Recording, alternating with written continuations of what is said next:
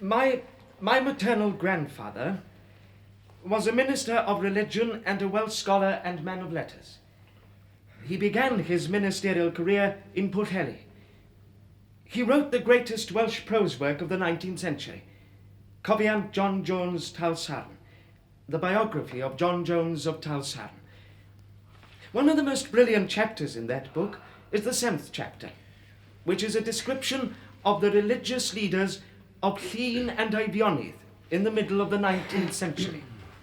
It is impossible for one who had blood in his veins not to care passionately when he sees this terrible Vandal bombing range in this very home of Welsh culture.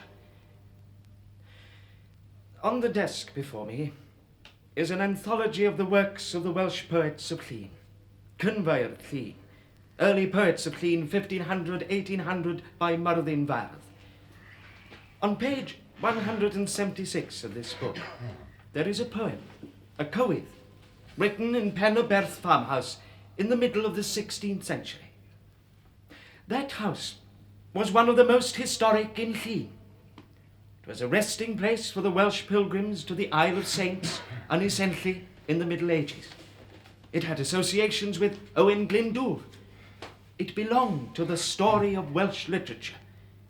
It was a thing of hallowed and secular majesty. It was taken down and utterly destroyed a week before we burnt on its fields the timbers of the Vandals who destroyed. And I claim that if the moral law counts for anything, the people who ought to be in this stock are the people responsible for the destruction of Pen y Berth farmhouse.